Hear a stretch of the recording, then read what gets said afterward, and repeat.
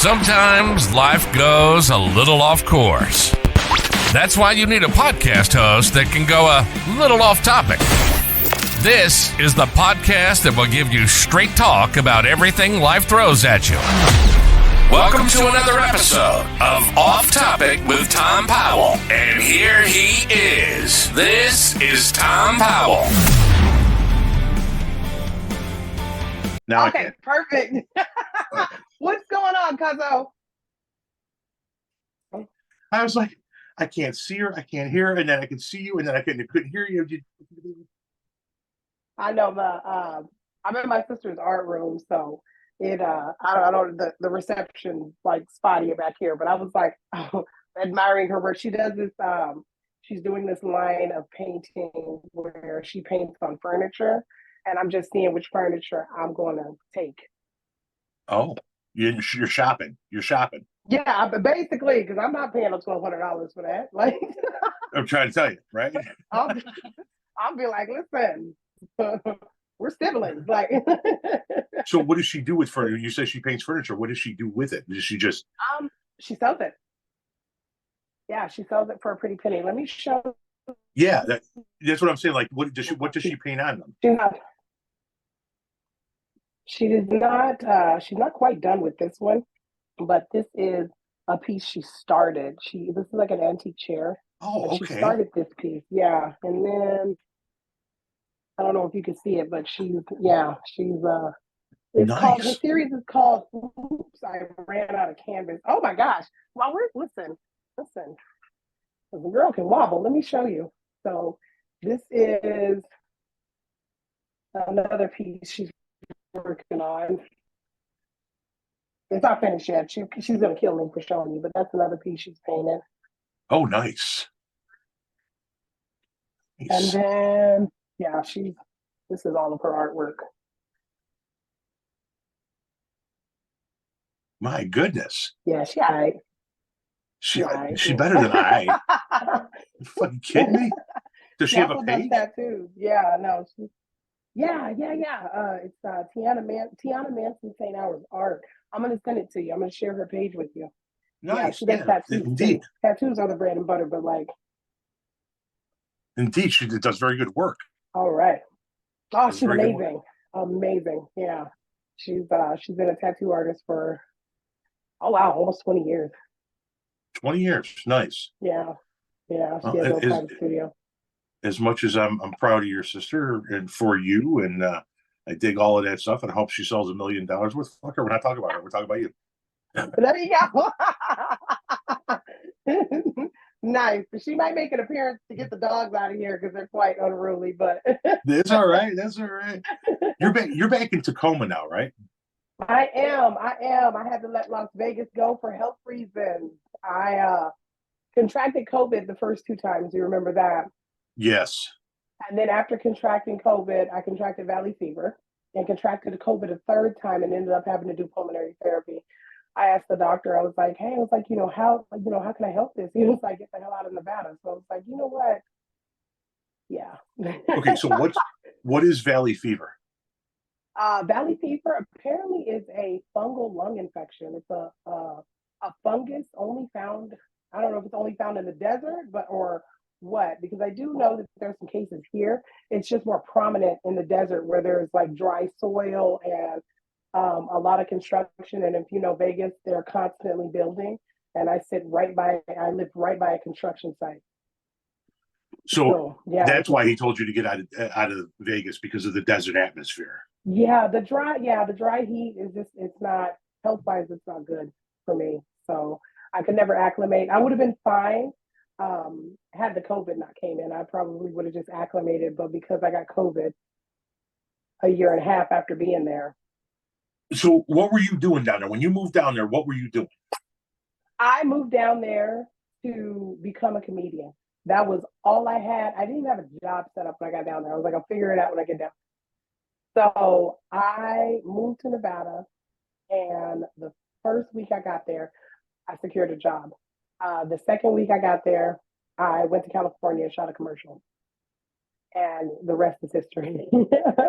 What commercial did you do? It was a commercial for a Korean product. I didn't even know if they like used it, but I shot the commercial and then I was like, I'm hungry. I want this.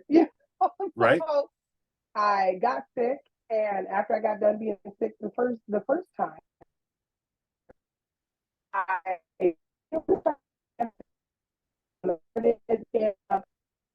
in 20 by April 21st, I did my first show on the Strip at the LA Comedy Club. Nice. How'd that go? Yeah, so it went amazing. It. I have to say, I love Vegas. Vegas was just a whole vibe. Vegas did not love me back though. So, had my health panned out, I probably would be there. But yeah, Vegas kicked my ass. It was like, you need to go home. But I also have to say, being home, I feel a lot more secure and a lot better. In Vegas, it was like a constant hustle. You know what I'm saying? Like I was constantly hustling for the next thing, the next gig. Being at home, I feel a lot more comfortable, and I feel, if I'm being honest, I feel a lot more equipped to chase my dreams because I do have a family support system here, and my kids graduated high school, so my responsibilities Hey, as congratulations. parenting. Yeah, thank you. That's where your family, like my family is, most of my family is from Southern Indiana. I have my mom's side of the family's here from Chicago, but we have the deep family connection with Renee's family here in Chicago. So that's where your family's from, Tacoma. How far is Tacoma from Seattle, by the way? Probably about 45 minutes, depending on where you go. Okay, so Seattle is yeah, by that from downtown to Seattle to here, it's about 45 minutes, maybe an hour, depending on traffic. that's about our Depending on where you proximity to go, Chicago. because yeah, so like Seattle is like it just depends. Of course, when you're talking to someone on the outside looking in, I can get to southern Seattle in about maybe like 15, 20 minutes, depending if we're going to Beer Inn or Federal Way, or you know what I'm saying. So South King County is not too far away, which is where Seattle is. So in your quest to become a comedian, you Uh-huh. have created this online community of all of your The cousins. cousins. I started following you back in, I think, 2020, early 2021. You were one of the first people I started Right following, on. and I'm like, why the fuck does she keep calling all of us cousins? Why the fuck does she keep calling? Fuck it, I guess I'm her cousin. And so I kept following you. I kept We're following cousins. you. And first of all, obviously, I align with your politics a lot. Secondly, I found you to be incredibly funny, which is why I followed you. But lastly, and I'm glad that we finally had a chance to talk about it, I'm just curious as to how many men send you thick, veiny pictures of their packages on the daily. Because Oh goddamn, you my seem to. God. Yeah, it is. Yeah, that was a shocker because um I'm not your stereotypical, hottie. I'm not, you know what I'm saying? So I was actually like shocked to see how many thick veiny penises that I get on a daily basis. I've gotten up to the point now where they just go straight to junk mail, like, Don't act like you and don't they're like it. coming from like all over the world. Yeah, I was like, they're coming out all over the world, India, Africa. I'm like, wow, this is just international vein. What the fuck? You got them coming from all over the place. I mean, All all over the I place. have to say to all I have to say to somebody when it comes to TikTok is veiny, and they go, "Oh, D, okay, D." I wasn't prepared for the many marriage proposals that I got. Of course, they're probably from, you know what I'm saying, rich sugar daddies, quote unquote. Yeah, you better be careful with some of that stuff. I Hey, mean, listen. you put you Listen, put you that trying to you see put a that paycheck at the end of the week. you put that makeup on and shake that ass, you're going to attract the guy in the Porsche, but you're also going to attract the guy jerking off on the bus. Yeah, you know what? Listen, I'm willing to gamble. I did live in Vegas, so let me see. let me go ahead. Let me shake them dice and see if I can get somebody, driving a Porsche. so so where does the quest for comedians stand right now? I'm still actively pursuing a stand up. I think what it was when I got back in 2020, and I got back at the end of 2022, and I finished up my pulmonary therapy in 2023. I just made a conscious effort to take off. I just made a conscious effort to kind of reconnect with my family. Like I said, my kid graduated high school last year, and I didn't want to miss anything as far as like what they had going on. So it was quite the transition. 2024, we're hitting the ground running. We're doing the stand up. We got a couple of series in the works right now. I've changed some of my content around to suit the algorithm a little bit better. So yeah, I've noticed a change in your content. It takes a lot. It takes a lot less time, and I'm able to devote time to other avenues. I'm also me and my sister are also developing a brand as well. Not quite developed yet, so it's still in the works. So I've just been busy doing that. So you talk about the algorithm, and from my own personal experience, I noticed that I go in these deep valley slumps, and then I have these incredible highs. And I'll post a video, and it'll get tens of thousands of views in a matter of just a couple of hours. And then 2 weeks later, I'll post a video, and it'll have 800 views over the course of the next 2 days. And people always ask me, are you shadow banned? Are you this? Are you that? I say it comes and goes. It comes and goes.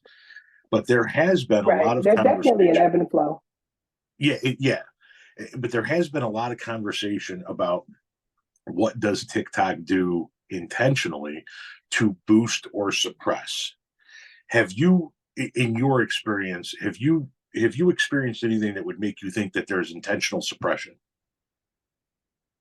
I honestly, in the beginning, I definitely did feel as if there was some intentional suppression, especially, I can't remember what year it was, the summer of maybe 2021. A lot of African American creators, a lot of Native creators, a lot of BIPOC creators were suppressed to hell. I know creators that were getting, millions of views in a matter of a couple of days that was barely able to get like 200 views in an hour. So I definitely think that there was some suppression there. If I'm being honest now, I think TikTok is pushing other avenues with the TikTok shop, and you know what I'm saying, the different business avenues that they are venturing off into. I just think that it's just become a numbers money game now. So I don't think that it's intentionally where before I thought it was intentionally targeted towards BIPOC creators. I think that everybody's suffering. Like, I've went to your page and saw that your page only had like a few hundred views, and I don't think it's a matter of being BIPOC anywhere. I think it's just a matter of what you push. If you push the TikTok shop, they're going to push your page a little bit more. And also posting. I haven't posted on TikTok consistently in a while. So I definitely think that hurts me a little bit, but I've gotten so much more success on other platforms until it's just like, you got to sacrifice something. Yeah. And unfortunately, TikTok hasn't been producing for me. So, yeah. That is unfortunate. I mean, because that's time as it devotes to me. Let's put it that way.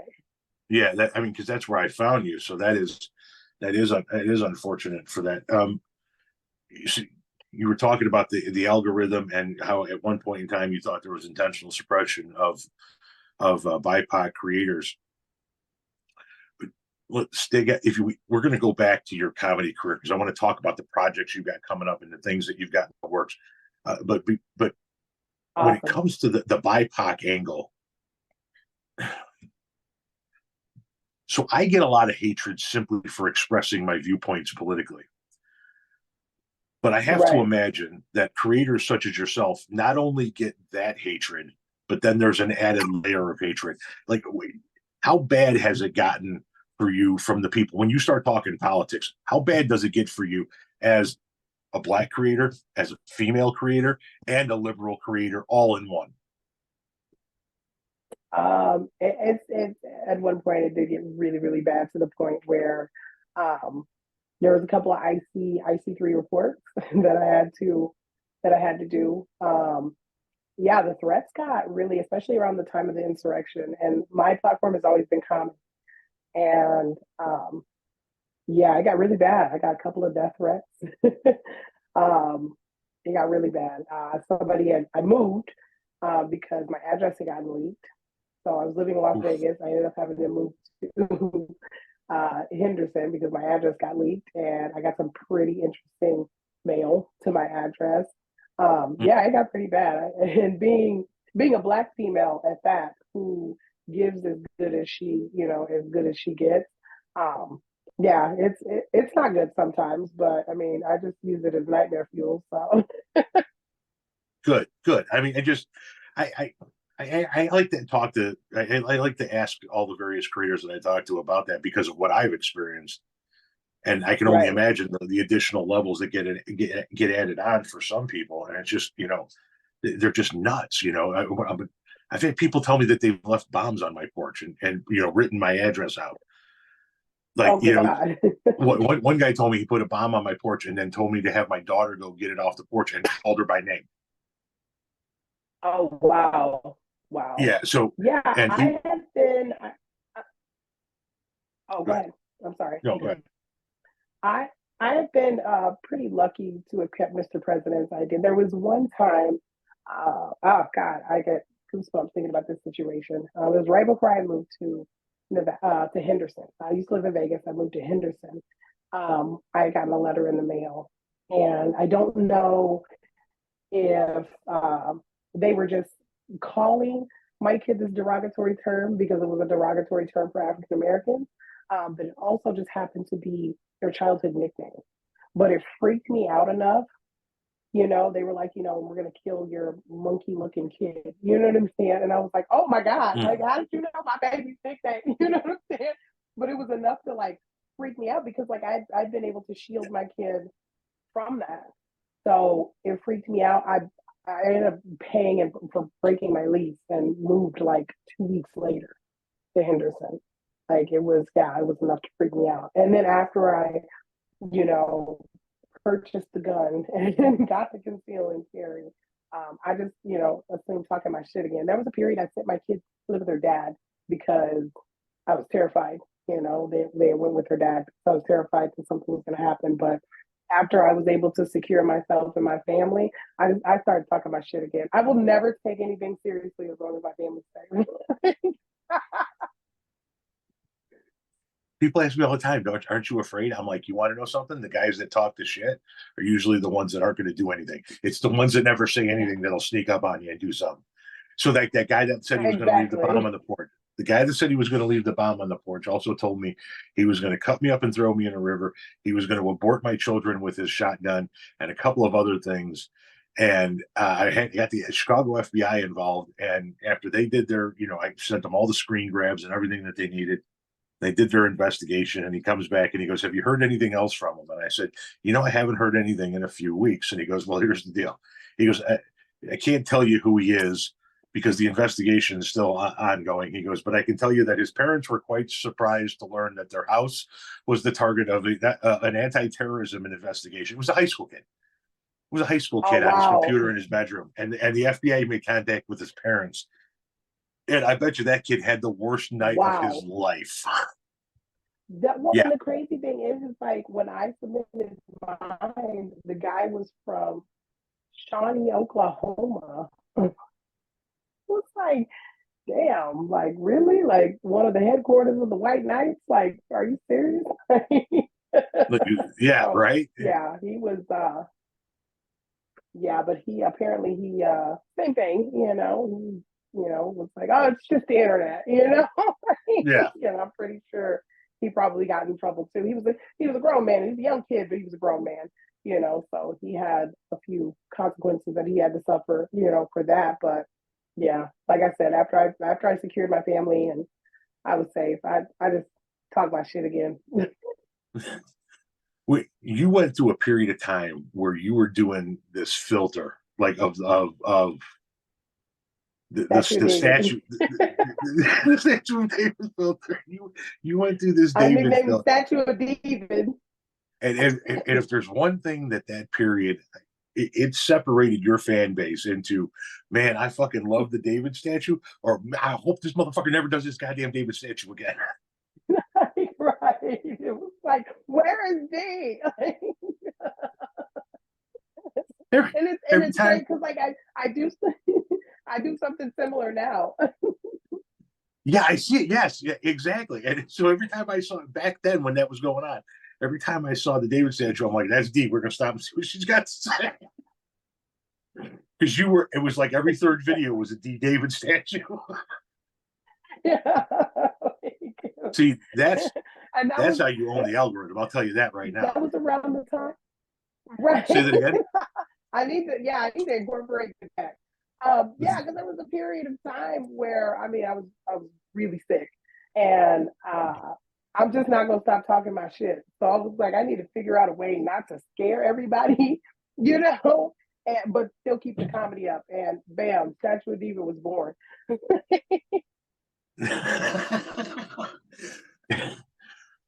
So, okay.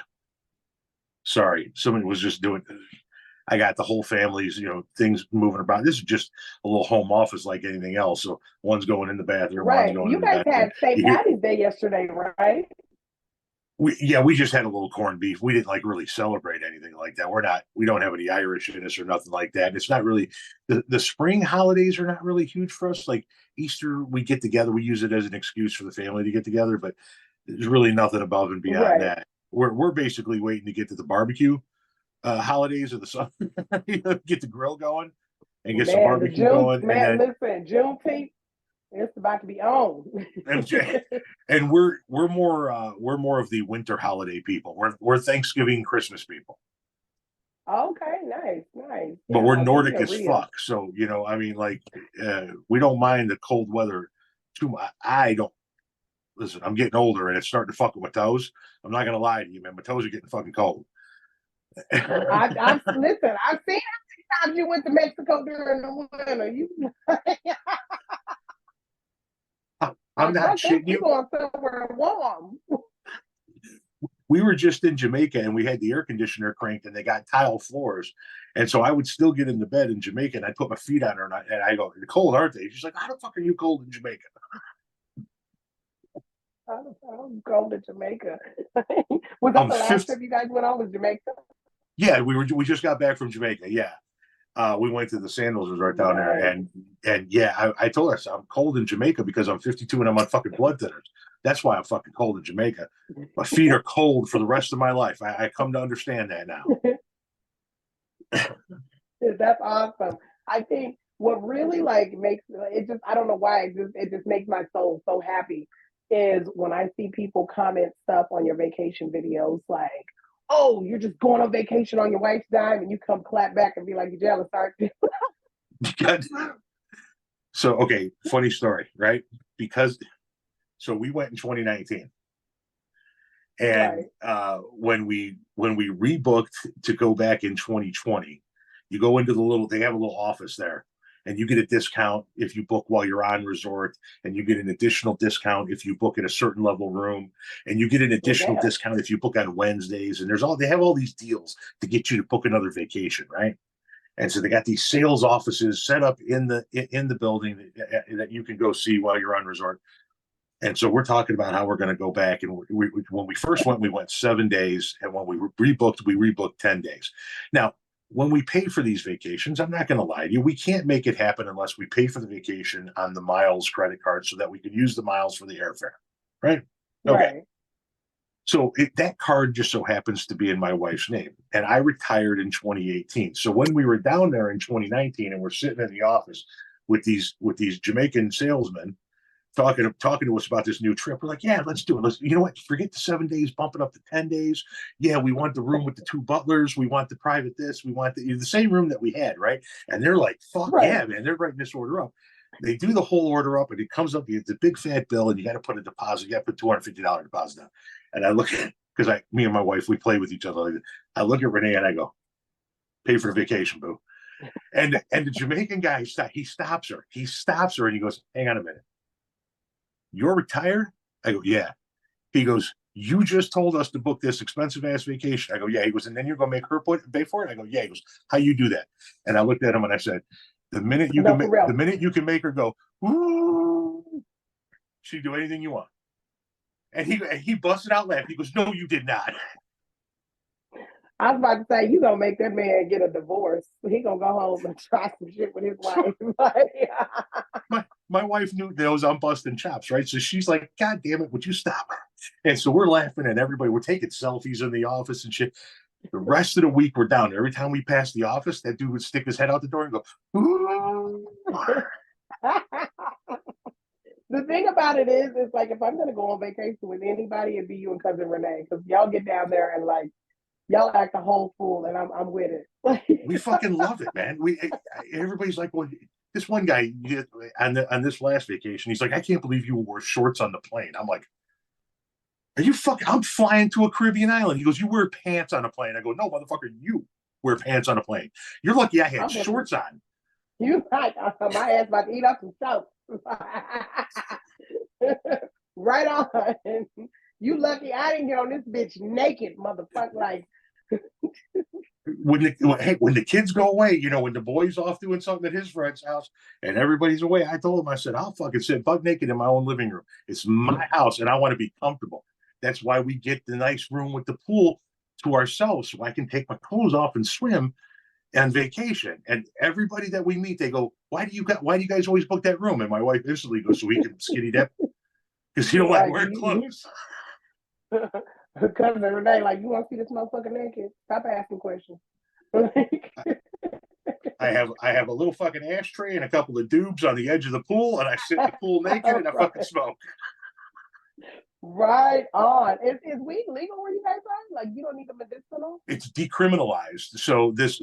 I would always get it. So when the first two times we went down, I would make the trip to the top of Mount Zion to pay my respects, where Bob Marley is currently laid to rest. And you can get it from the top of the mountain, and it's great. Get some pre-rolls, get some brownies. This time we went to a dispensary. On the way from the airport to the resort, we took a private transfer, and they stopped at a dispensary. And the guy goes, "Well, you got to have a medical card if you're from out of the country to buy it." And okay, do you have a medical card from your state? "No, I don't." He goes, "That's okay. You can get one for $10 American here." He goes, you got to fill this out on my phone, and it's your name and your address and all of that. It's just they can send you mailers, and then you pick an illness." And I was like, "Oh, stress. Fuck yeah, I'm stressed." Click. He goes, "Now you got to talk to the doctor." I go, "Okay, I'll talk to the doctor." And he hands me the phone, and this woman's on the phone, and she goes, "You got to ask her 3 questions." She goes, "Have you ever consumed marijuana before?" I'm like, "Yep." "Do you know what it does to the mind and body?" "Why the fuck you think I'm buying it?" And the third one is, "Are you doing it for medical purposes?" I go, "Yep." She goes, "Congratulations, you have a medical card. It'll be on file with the Office of something Jamaica for 6 months." So I do have a medical card in Jamaica now. Look, what you doing next month? No, it's still active. No, is it decriminalized in Chicago? Or Illinois? In Illinois, it's legal. It's legal for recreational and for medicinal. Nice, badass. I was gonna say, man, next vacation, you and cousin Renee need to come here. Come during the summer, and let's see if I don't know if they're doing Hemp Fest this year, but I'll keep you updated. You need to come here and do a Hemp Fest with your cousin. Interesting. I know that I do want to get her to Seattle. I haven't been to Seattle in over 30 years. She's never been to Seattle. Wow. There are a handful of cities. There are a handful of cities we want to get to. We want to get to Frisco. We want to get to Memphis. Seattle's definitely on our list. And people keep telling me I should do a meet and greet in Chicago. I'm like, but everybody I know is so fucking far away from Chicago. Everybody I know, this one's in Vegas, this one's in Tacoma, this one's in North Carolina, this one's in Australia. Like, they're not all flying into Chicago to see my ass. I would, yeah. I'll listen. I'll jump on a plane in a minute. What you should do, come to Seattle, and then once you get sick of Seattle, we'll come down here to Tacoma, and I'll get you some good food, some good dro, some good California West Coast Kush. Nice. A little welcome to the area herb. Hey, welcome to Grit City. Oddly enough, this is from California. Oh, for real? So yeah, it's legal. Yeah, it's legal in Illinois, but if you buy it at the dispensaries in Illinois, it's going to cost you an arm and a leg in taxes. So I still go to my guy. Oh wow! And my guy gets all his shit from California. Because that's nice. I mean, this shit right here is California Kush. Oh, you smoking Snoop Dogg right there. I always, every day. But listen, what do we got going? We got a YouTube channel, we got a comedy channel, you got some stand-up going on. I want everybody to know what you got going on so that we can pimp the shit out of all of this. You are my favorite cousin. You are one of the literally, you are one of the first 100 people I followed on the app. Nice. Nice. Yeah, no, I'm just listen, like I said, I'm just talking my shit again. I got some scripted comedy in the works. I think what we're gonna do, I was going to introduce a segment called 60-second comedy. And I did it on YouTube as like a tester, and I got some really good feedback on it. But I think we're just gonna go ahead and move it over to YouTube and make that a YouTube exclusive. I'm beefing up my Patreon. I'm doing more long form content for Patreon. And yeah, I am looking to get. What back are you doing on Patreon? Patreon is just day in the life, day to day. You get to see the behind the scenes of what I do every day. There is a more than a few day in the lives that I'm working on, and just kind of introducing you to Grit City. Like, I love my city. I love where I'm from. You know, it's most people that you talk to don't think it's much, but it is where D253 is literally born. So I want to introduce my cousins to that. You know what I'm saying? And it's a way for me to connect, you know, closer to the cousins, and they have a better connection to me, like knowing where I'm from and where I get down, you know? How do you like that platform? Patreon? Yeah. It's okay. It's okay. I don't know another platform that's comparable to it. I had one of the cousins actually school me on Patreon, and it's okay. I heard that they changed some of the kind of like the payout policies. I wasn't aware of that. I came after all of the changes, and I do know a lot of people are leaving the platform, but so far so good. I haven't had any trouble with it. My, I follow a lot of other creators on Patreon. My second podcast, this one is that you and I are doing now. It's called Off Topic. That's where I have it, is on Patreon, and I find the platform incredibly easy to navigate, but somewhat difficult to gain traction on. There isn't the kind of organic growth like on other platforms. Yeah. Right. Yeah. No, there's definitely a learning curve when it comes to marketing Patreon, you know, where you can tell people to go to your Instagram exclusive, or, you know what I'm saying, subscribe to my Facebook, or, you know, TikTok, where you have all that. You don't really have that as far as Patreon goes. So there's definitely a learning curve as far as like learning how to market, but, you know, there's always Reddit. And so how are your followings on those platforms? Like on YouTube, what kind of your subscribers do you have? How many subscribers? Right now I'm sitting at about 2,030, maybe higher than that. Honestly, I'm not gonna lie. I haven't devoted as much time as to my YouTube shorts as I really should. I've just been you focus a lot more on Instagram right now, right? Yeah, Instagram and Facebook. I went from my Facebook. I didn't even know my Facebook blew up. This is a crazy story. So I had 20,000 followers on Facebook maybe about a month and a half ago. And I would periodically just put my videos in queue and just let them post. You know, I don't really spend too much time posting them, you know, organically or whatever. I checked it about a month and a half later, and I was up to like 40,000 subscribers. It's like, where the hell y'all come from? You know, right. I had went viral. over and over and over again. I didn't even know it. I'm like, damn, let me go ahead and give Facebook a little attention. I didn't even know I had cousins in Facebook land. That's where most of the white supremacists were. But I was like, how the hell y'all end up over here? And then I got to looking at like all the cousins that were following me on Facebook. I was like, wait a minute, let me see if there's some racist white people off in here. Yeah, don't believe me. Well, that's where everybody, the uncles that we all argue with at the Thanksgiving table, that's where they're still at Facebook getting memes. Yeah. Oh my God. And my mom, like I had to block my mom on my D2 Advocacy page. And my mom's just on my personal page now. But yeah, my mom, she was like, there's this, and it was the statue of David. And she was like, there's this, your brother keeps sending me these videos of this little nasty talking statue head. Just that they cuss a little too much for me. And I was like, man, I told my brother, I said, man, you better not tell her that is me, because I'm gonna get her. Listen, I'm almost 40 years old. My mom was still with me. I was like, you snitch on me if you want to. Luckily, I don't have that shit to worry about. Me and my mom, we part ways a long time ago. So you keep worried about. Oh wow! Oh what? Yeah. Oh yeah, wow. my mom, when I was a kid, she had a bad habit of using me as a punching bag. Oh wow. Yeah.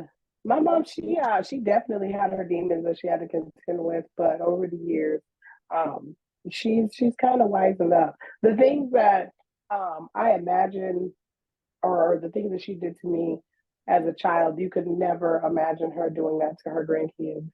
Nope. So that was her redeeming quality. Was she was very much aware that she was not the type of mother that I deserved as a child, but she's damn sure going to be the type of grandmother my kid deserves.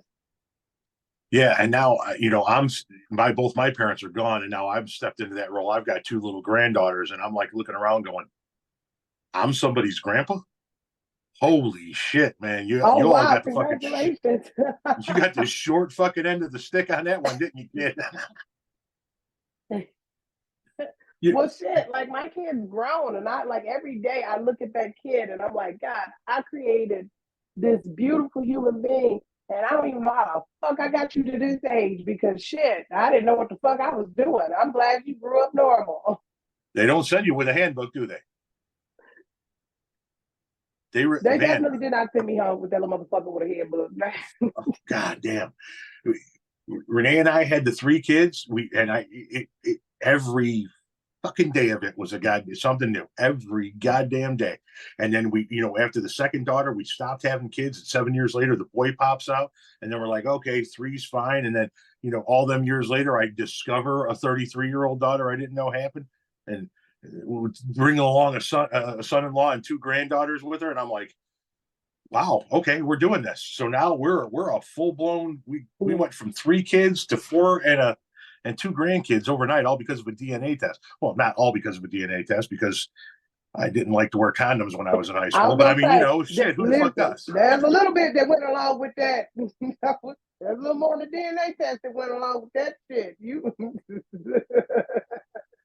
But hey, listen, it was a fun night. I don't know what to tell you. It sounds like it. It sounds like I asked my mom. I was like, because my mom, she was a teenage mom. She got pregnant at 17 with my brother. And then she got pregnant at 21 with me. She got pregnant at 20 with me. And I was like, dang, mom. I was like, so you really did want a boy and a girl? I said, I wanted a back rub both times. I said, well, shit. First of all, she's not lying. But same thing. My mom when. So I had one of them weird parental situations. I was the unwanted byproduct of a one-night stand between a 16-year-old high school girl and a 27-year-old drag racer. Whoa, damn. Yeah. My dad was a he used to race drag race cars, and my mom worked at an ice cream shop in front of a hot dog stand he liked, and he used to flirt with her. And they had a one-night stand, and along came me. So my mom got pregnant with me when she was 16, had me when she was 17. I got this girl pregnant in high school, and she had my daughter when she was 17, and when I was 17, I just didn't know about it. Right. And then that daughter went on to have her first child when she was 19. Wow. So Wow. yeah, a lot of similarities from what you're talking about there. And having kids young, everybody goes, well, it's too young. You got to wait till you're ready. I can tell you something. I'm 52 and I'm still not fucking ready. You are never Listen, you ready to give me a have kid. kids. Listen, gun to my head right now. Tell me how to change that. 19 years. That kid gonna get put in the bathtub naked. I don't know. I will spray it off. I don't get like I had my kid, and when we got ready to leave the hospital, my ex-husband was military. So we got ready to leave the hospital. Mind you, he was like an E3. So we were banking. I think I worked at Taco Bell at the time and I was still in nursing school. And she comes in with the baby and the baby's like strapped into a car seat. And they're like, all right, you're ready to go. And I said, you want me to leave the hospital with it? Because I didn't, I just, you know what I'm saying? Like, I came here for the belly and the experience. What do you do? What you go home and hello? I think we might have lost. There she is. All right. We good to go? Yeah, we are good to go. But yeah, I know exactly what you're talking about. Okay. You're going to leave the hospital and you're like, what do I do with it? I don't know what to do.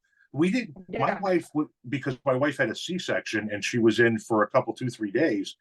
She said to me, do we have to go home? Can we go to your parents' house? And we literally went to my father's house, my father and stepmother's house, and we sat in the living room and we bullshit with them for hours just because she just didn't want to go home because she knew that she was going to be trapped at home for God knows how long once we got home with the baby. Yeah, listen, I was like my mom. I just wanted a back rub. I didn't know that this was gonna, And then I get questioned all the time, like, "Do you want any more?" Not as much now that my kid is like, grown, but it's one of those things where it's like I would go back and forth a lot, and not to mention, I am the type of person that thinks I somehow have these golden eggs. If you ever meet Mr. President, you'll understand what I'm talking about. This kid, despite the chaos that they were born in, Mr. President is so intelligent and so smart and so loving and so, all the things. And people will ask, like, well, didn't you want more? And I say I went back and forth with it, but honestly, I have the golden eggs, and not everybody should be blessed with the opportunity to have an egg by D253. So the first guy fucked that up for everyone else. I love that. I love that. I gave birth to my legacy, and I'm good. That was my gift to the world. Where could people find you? Like, what you have a website? Do you have a beacons? Do you have a something of that nature? Where can people find you? You can find me for right now, Famously D on YouTube. That's Famously Dea, and it's pronounced D. Dea is pronounced D, not Dea. You can also find me on the Amazing D253 Instagram, TikTok, and Facebook. I know that I wondered for the longest time, is it D or is it Dia? And then when you finally told everybody what your name was, I'm like, oh, okay, D. It makes sense. I still had people like 2 years into knowing me calling me Dia. And yeah, I was cool with it. I was like, one day they'll figure it out one day. I kind of meet people where they are. Well, I'll tell you what, first of all, I can't thank you enough for doing this. I love what you do. And I wanted to talk to you off of, like the comment sections for the longest time. Right. So A, thank you for doing this. Right. B, whenever we finally figure out when we're going to get to the Pacific Northwest, I will definitely let you know ahead of time. But C, if you're ever going to make it to the Midwest, you got to understand, we got you too. I know that's right. Hey, thanks for having me. This has been amazing. Like I said, yeah, plan that trip. I'll plan, my trip to the Midwest, and let's link. I'm ready to meet you and Cousin Renee. I love you, cousin. I love you, cousin. Tell Cousin Renee I said hey. I will. Have a good night now. All right, you too. Bye.